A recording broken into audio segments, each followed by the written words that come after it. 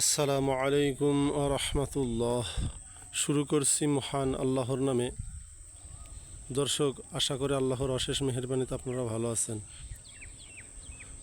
প্রতিনিয়ত তো ভিডিও দেওয়া সম্ভব হয় না, মাঝে একটু ব্যস্ত ছিলাম, বিজি থাকা লাগে, আসলে একলা মানুষ, অনেক বিজি থাকা লাগে। তারপরে আজকে একটু সময় করে ভিডিও করতে আসলাম। এই যে দেখেন দর্শক, ঘাসের পরিচর্যা যদি না করেন সঠিক ফলন পাবেন না। এই যে কয়েকদিন আগে দেখেন, এই যে কাটছিলাম, আপনাদের একটা ভিডিওতে দেখাইছিলাম, সেইগুলো এই যে কী ঝোপ নিচ্ছে, সুবহানাল্লাহ। গরু ছাগলের জন্য হয় না, কিছু কিছু মানুষ আছে লজ্জা ঘৃণা নাই, এরা ছাগল গরু ছেড়ে দেয়। না বলা জিনিস কী বলবো, কিছু বলার নাই। এই দেখেন, এক একটা গাছে তো মনে হয় 200-র উপরে, এই ঝোপে 200-র উপরে আছে ঘাস, গুণ আসলে সম্ভব না।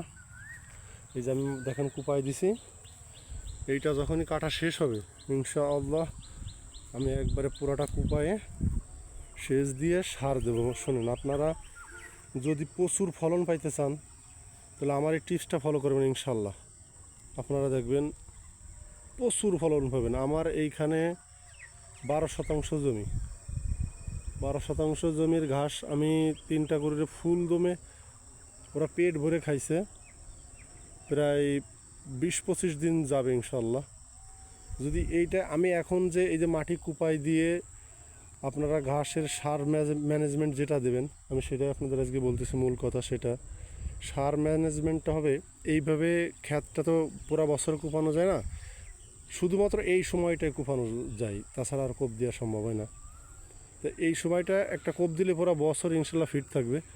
এই সময়টা একটা কোপ দেবেন, কোপ দেওয়ার পরে মাটিটা একটু শুকানোর সাথেই সেচ দিয়ে একবারে ঘাসের গোলায় গোলায় একবারে মাটিগুলো ঢেকে যাবে, এরকমটা সেচ দিয়ে আপনারা পার শতাংশ তো সবাই বোঝেন, আমাদের এখানে যেটা বলে সেটা বললে হয়তো বুঝবেন না। পার শতাংশে 1 কেজি করে ডিএপি সার দেবেন পার শতাংশে। এটা দেওয়ার 15 দিন পরে আল্লাহ যদি চাই আবার দেবেন 1 কেজি করে পার শতাংশে ইউরিয়া, আর 6% করে দেবেন ম্যাগনেশিয়াম, যেটা সালফার অ্যাড করা আছে, এই ম্যাগনেশিয়ামটা দেবেন।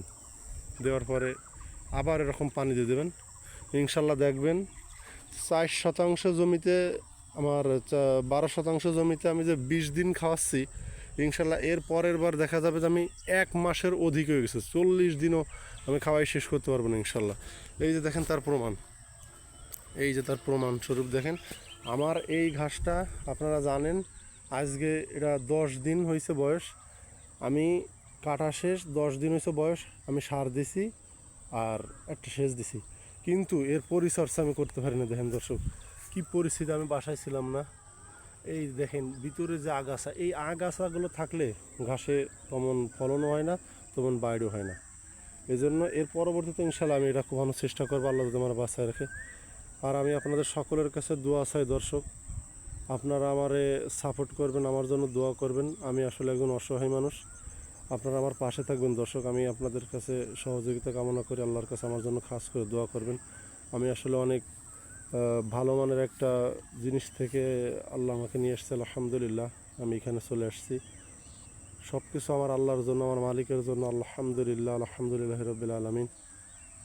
সবাই 5 ওয়াক্ত নামাজ জামাতের সঙ্গে পড়ার চেষ্টা করবেন। আমি সবার জন্য দোয়া করি, আল্লাহ আপনাদের সবাইকে ভালো রাখুক।